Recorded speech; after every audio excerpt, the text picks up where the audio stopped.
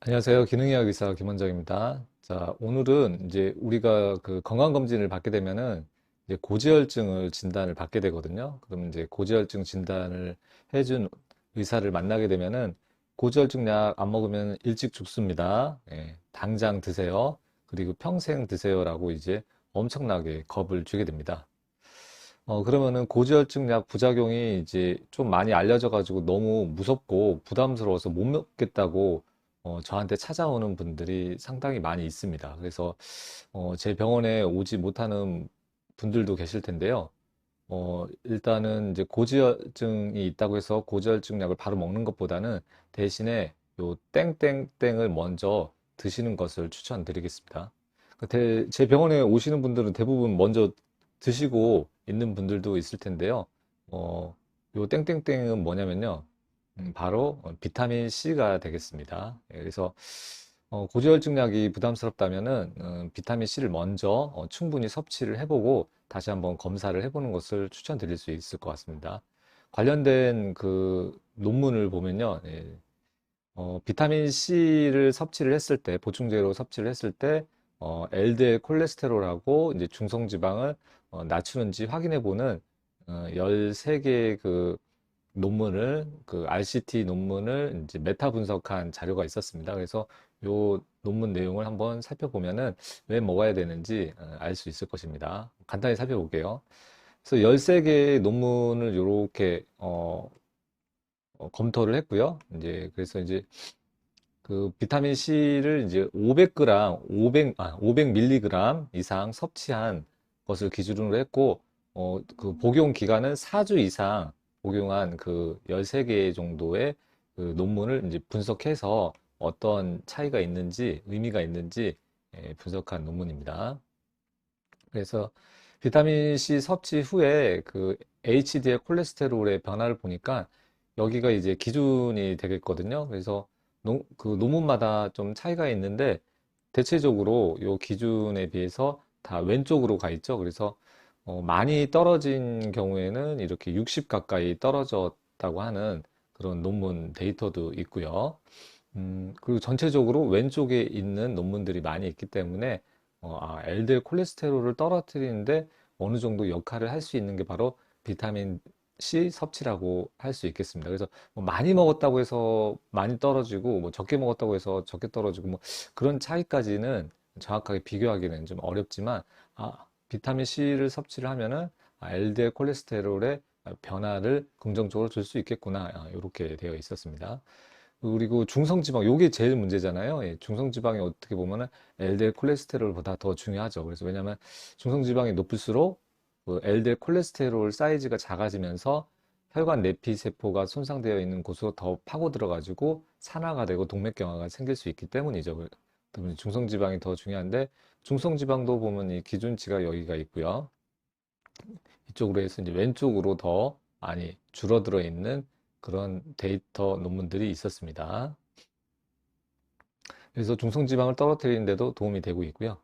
근데 HDL을 올려주면 좋은데 HDL은 이제 올려준다고 하는 오른쪽으로 갈수록 HDL은 좋은 거니까 오른쪽으로 올라갈수록 좋은데 왼쪽도 있고 오른쪽도 있고 이거 반반인 것 같아요. 그래서 이 논문 데이터에서는 분석상에서는 HDL은 의미 있게 올려주지 못했던 것 같다. 이렇게 나와 있었습니다. 그래서 비타민 C를 그 500mg 이상 4주 이상 복용을 하게 되면은 그래도 이런 긍정적인 방법을 얻을 수 있기 때문에 결과를 얻을 수 있기 때문에 비타민 D를 먼저 섭취해서 콜레스테롤 변화를 한번 관찰해 보는 것도 하나의 옵션이 될 수 있겠습니다. 그러면 이제 비타민 C가 도대체 뭐길래 왜 효과가 있었을까 이제 이런 생각을 좀 해볼 수 있습니다.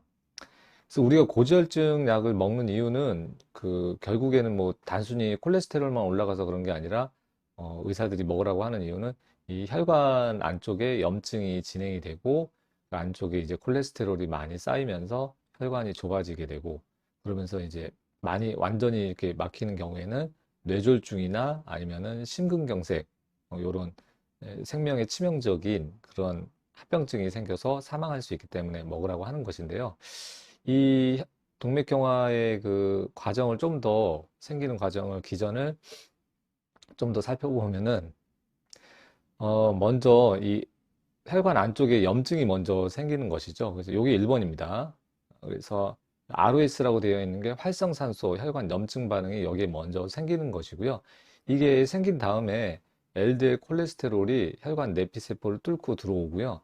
그 다음에 이제 이 LDL 콜레스테롤이 산화가 되는 거죠. 그러니까 본인이 산화가 됐다는 얘기는 다른 것을 환원을 시켰다는 거고, 이 활성산소를 중화시켜 가지고 그 활성산소를 제거했다는 거죠. 그래서 이렇게 산화가 된 그 LDL 콜레스테롤은 이제 그 백혈구가 2차적으로 들어와 가지고 이제 대식 세포로 변경이 돼서 콜레스테롤을 이제 잡아먹기 시작하죠. 그래서 이렇게 잡아먹는 게 혈관 안쪽에 잔뜩 쌓이게 되면은 혈관에 이제 플라크나 이런 게 형성이 돼서 동맥경화가 진행이 되는 겁니다.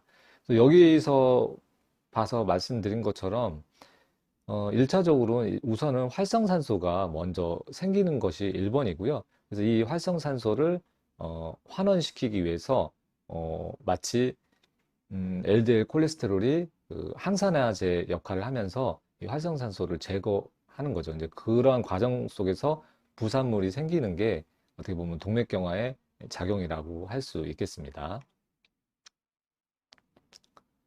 그래서 이제 LDL 콜레스테롤이 산화가 되었다고 하는 것은 활성산소가 LDL 콜레스테롤을 산화시켰다는 뜻이고요. 혈관 안에 활성산소가 많이 생기고 있다는 것이고, 이때 결국에는 이 활성산소를 제거하기 위한 충분한 항산화제가 부족하다는 거죠. 대표적으로 혈관 안쪽에서 가장 강력한 항산화제로 작용하는 것이 바로 비타민 C인데, 이 항산화제가 부족하다는 경우는 결국에는 비타민 C가 부족하게 되고, 거기에 대한 그 산화 스트레스가 쌓여서 콜레스테롤이 증가하고 그 활성산소를 중화하는 역할을 하게 되는 것이죠. 그래서 비타민 C가 부족해서 콜레스테롤이 올라갈 수 있는 것이고, 어, 그래서 이제 동맥경화는 다른 말로 동맥에 생긴 비타민 C 결핍증, 이걸 뭐라고 하죠? 괴혈병이라고 하잖아요. 그래서 동맥경화를 다른 표현으로 동맥에 생긴 괴혈병이다. 비타민 C 결핍증이다. 이렇게 이야기하기도 합니다. 그래서 비타민 C는 결국에는 강력한 항산화제로 작용을 하는데, 이것이 부족해지게 되면은 혈관의 산화 스트레스 반응을 중화시키기 위해서 콜레스테롤이 혈관 안쪽으로 침투를 하게 되는 거죠. 그래서 어떻게 보면 중요한 동맥경화의 기전 중에 하나가 바로 비타민 C 결핍이고, 콜레스테롤이 자꾸 올라가게 되는 원인 중에 하나가 될 수 있습니다. 그래서 비타민 C 같은 경우에는 타겟은 결국 활성산소를 환원시켜서 본인이 이제 또 산화가 되는 거죠. 그래서 비타민 C를 보충을 하게 되면은 활성산소가 감소하게 되고, 이 활성산소가 감소하게 되면 혈관 안쪽에 염증도 줄어들게 되고, 그러면 이제 LDL 콜레스테롤이 어, 많이 필요 없게 되게 되고, 간에서 콜레스테롤 생산을 줄이게 되겠죠. 그래서 이러한 기전도 한번 생각을 해볼 수 있겠습니다.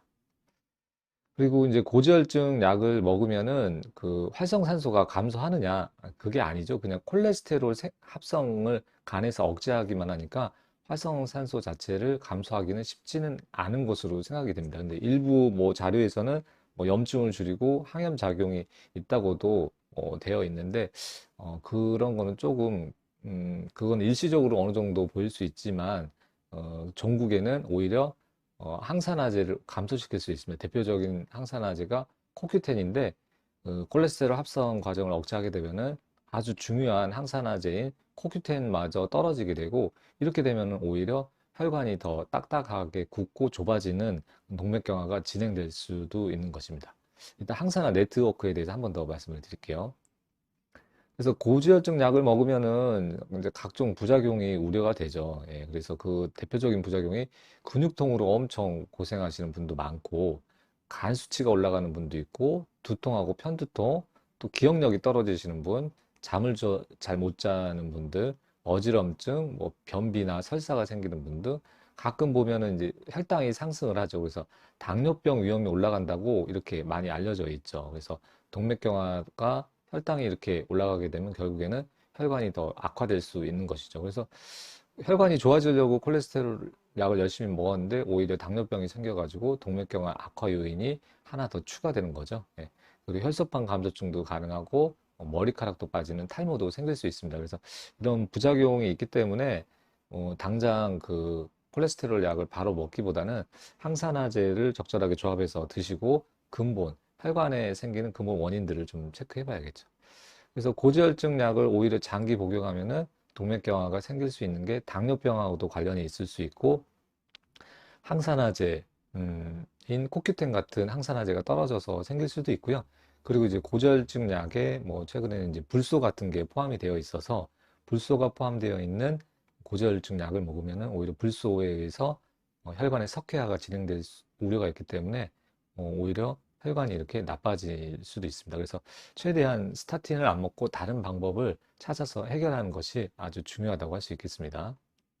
그리고 이제 그 고지혈증 약을 먹으면 총 콜레스테롤이 너무 떨어지게 되면은 오히려 이제 200 이하로 떨어지게 되면은 사망 위험이 올라간다고 되어 있는 그런 데이터도 있었죠. 그래서 이제 너무나도 중요하기 때문에 그래서 제가 200에서 240 사이 정도로 유지하는 게 어떻겠냐 그렇게 말씀드린 적이 있고 또 LDL 콜레스테롤이 너무 떨어지는 경우에 이제 100 이하로 뚝 떨어지면은 어, 심근경색, 심장병, 심장마비 같은 게 생길 위험이 올라가고 이스케믹 스트로크 이제 뇌졸중이거든요. 이제 뇌졸중의 위험이 올라가는 게 이렇게 되어 있죠. 그래서 100 이하로 함부로 떨어뜨리지 않는 것이 좋겠다. 그렇게 말씀을 드린 적이 있죠. 예, 그래서 요거를 봐도 상당히 먹기 부담스럽습니다. 그러면 이제 비타민 C만 열심히 먹으면은 다 혈관의 염증이 해결되고 다 모든 것이 해결될 수 있느냐? 그건 아니고요. 비타민 C는 이제 항산화제 역할로서 하나의 중요한 큰 도구라고 생각을 하시고 요거를 잘 적용하시면 되고 이게 무슨 만병통치약처럼 맹신할 필요는 없습니다. 그래서 하나의 중요한 치료, 건강관리 도구로 생각을 하셨으면 좋겠어요. 그래서 이제 저 같은 경우에는 이제 비타민 C를 이렇게 메가도즈를 하고 있고요. 벌써 저도 한 15년, 16년째 하고 있고요. 그래서 오전에 이 3g 수용성으로 가루로 되어 있는 3g을 오전에 하나 먹고요. 그 다음에 아침 식사 후에 하나 먹고 그 다음에 이제 점심 식사 후에 요거 하나를 먹고요. 그리고 저녁에는 이제 리포점, 요 지용성 리포점 형태의 리포점 비타민 C를 이렇게 먹고 있습니다. 그래서 얘는 이제 한 725mg 정도 들어있고요. 이건 3g씩 들어있어서 저녁에 이제 리포점으로 먹는 이유는 수용성 같은 경우에는 반감기가 짧아가지고 6시간 지나면은 수치가 완전히 바닥으로 떨어질 수 있는데 아침에 먹고 점심에 먹고 리포점 같은 경우는 좀 더 길게 어, 비타민 C 농도를 유지할 수 있기 때문에 우리가 자다가 뭐 새벽 뭐 3, 4시에 일어나서 비타민 C를 먹을 수는 없잖아요. 그래서 저녁에는 리포점을 먹는 형태로 이렇게 복용을 하고 있습니다. 그래서 이제 비타민 C가 강력한 항산화제로 작용을 하는데 항산화제 네트워크에서는 비타민 E도 중요하고요. 코엔자임 코큐텐도 중요하고 알파 리포익산, 그다음에 글루타치온 이렇게 5가지가 중요합니다. 그래서 요거를 골고루 잘 먹어 비타민 C를 중심으로 골고루 잘 먹어야 되는데 특정 하나만 항산화제를 먹게 되면은 오히려 그 독성 작용이 생길 수 있기 때문에 주의를 해야 됩니다. 예, 그래서 적절하게 균형을 맞추고 그 이외에 항산화제도 있죠. 대표적으로 이제 비타민 B군도 있고요. 그다음에 아연, 셀레늄 이런 것도 있으니까 적절하게 균형을 맞춰가지고 섭취하는 것을 추천드리겠습니다. 그래서 한 가지만 먹는다고 하면은 이제 비타민 C를 메인으로 해서 먹을 수 있겠습니다.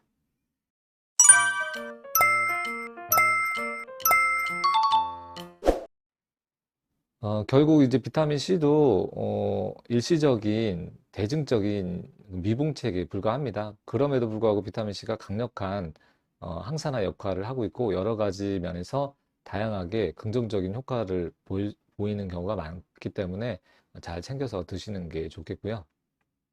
그리고 이제 가격적으로 가성비도 좋은 편이기 때문에 비타민 C가 다른 항산화제에 비해서 좀 저렴하고 쉽게 구입할 수 있고 먹기도 편하기 때문에 요거를 중심으로 항산화제를 섭취하는 것을 추천드리겠습니다. 그래서 비타민 C는 뭐 근본적인 원인 해결은 아니고요. 아주 강력한 청소 도구라고 할 수 있겠죠. 그래서 이렇게 바닥에 질병이 생기는 여러 가지 원인들이 있는데, 겉에, 바닥에 흘려진 그 물만 그 오염 물질만 닦을 것이 아니라 그 수도꼭지, 물이 새고 있는 수도꼭지를 잠궈가지고 해결하는 것이 근본 원인을 해결하는 겁니다. 뭐 수도꼭지가 어떻게 보면 비타민C 결핍이 수도꼭지가 될 수도 있겠죠. 잠그는 하나에. 이런 수도꼭지가 여러 가지가 있기 때문에 그 수도꼭지를 찾아가지고 해결해 주는 것이, 잠그는 것이 근본적인 문제 해결이지, 단순하게 그 콜레스테롤만 떨어뜨리는 것은 해결 방법이 아닙니다. 그래서 근본적인 원인은 결국에는 혈관의 염증 원인을 찾아야 되고요. 활성산소의 원인을 찾아가지고 해결해 주는 것이 예, 혈관 건강을 관리하는 데 중요한 치료 핵심 사항이 되겠습니다. 그래서 혈관의 가장 강력한 혈관 염증 활성산소의 원인은 바로 흡연입니다. 흡연. 네.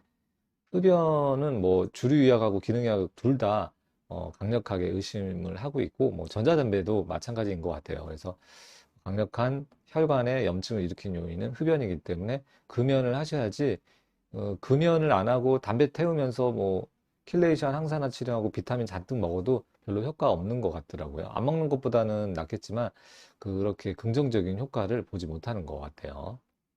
그리고 이제 두 번째는 이 음주입니다, 음주. 예. 술을 뭐 반주처럼 하루에 뭐 소주 한두 병을 매일 저녁마다 드시는 분들이 가끔 제 병원에 오시는 경우가 있거든요.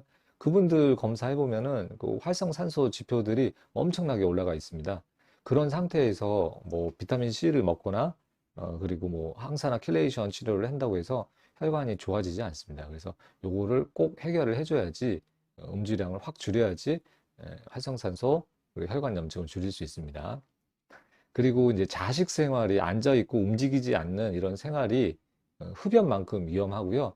결국 내장 지방이 쌓이고 뭐 마이오카인과 같은 항산화 물질이 안 나오기 때문에 앉아 있는 것 자체가 염증을 유발하고 활성산소를 유발할 수 있습니다. 그래서 근육을 활발하게 움직여주는 운동을 해야지, 이렇게 앉아 있는 것만으로도 활성산소 염증이 생기고 흡연만큼 위험하다는 거 잘 기억하시고요.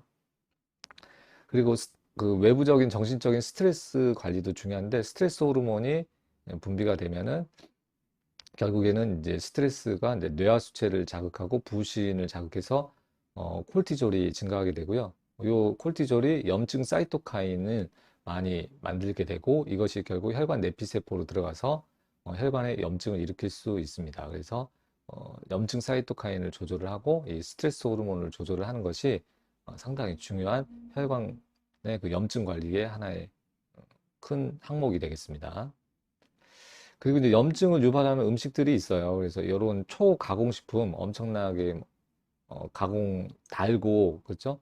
달고 짜고, 칼로리가 많고 혈당 스파이크를 일으킬 수 있는 당질이 많은 이런 음식들을 먹게 되면은 장 속에도 염증을 일으키고 중성지방도 올라가고 활성산소도 많이 생기기 때문에 이런 음식을 당연히 피해야지. 이런 음식은 매일매일 먹으면서 혈관이 건강해지고 고지혈증이 좋아지고 염증이 없어질 거라고 생각하는 건 문제가 많죠.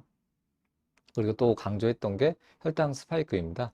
혈당 스파이크에서 고혈당이 생기면은 혈관이거든요. 요거는 혈관 단면인데 전자현미경으로 보면은 그 안쪽에 이렇게 당질 피질이라고 하는 글라이코칼릭스가 있어서 혈관을 보호하는데, 이런 혈당 스파이크가 생기면은 이런 당질 피질이 감소하게 되고 혈관 내피가 드러나게 되면서 혈관 손상이 가속화됩니다. 그래서 혈당 스파이크와 혈당을 조절하는 것이 상당히 중요한 치료 항목입니다.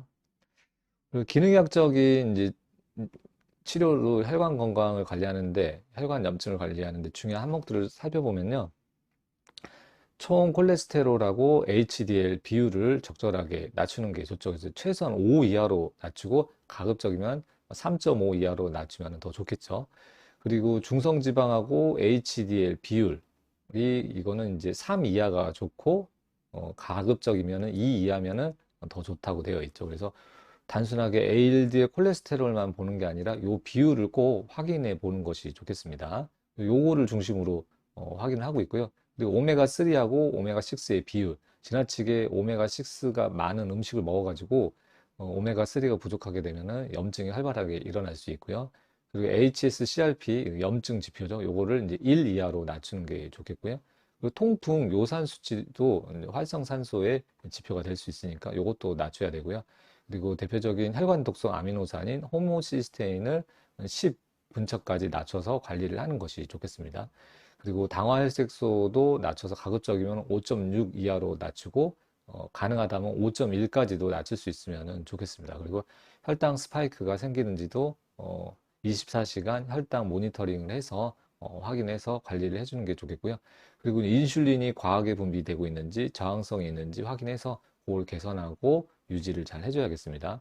그 외에도 이제 중요한 중금속이 있을 수도 있고 환경 오염이 있을 수도 있으니까 이런 것도 있는지 특히 이제 수산물을 많이 드시는 분 같은 경우에는 검사를 해서 수치가 높다면은 해독을 해주는 것이 좋겠고요. 그리고 장내 그 유해균, 곰팡이 같은 유해균들이 있으면은 이런 유해균도 확인을 해서 제거를 해주는 게 좋겠고요.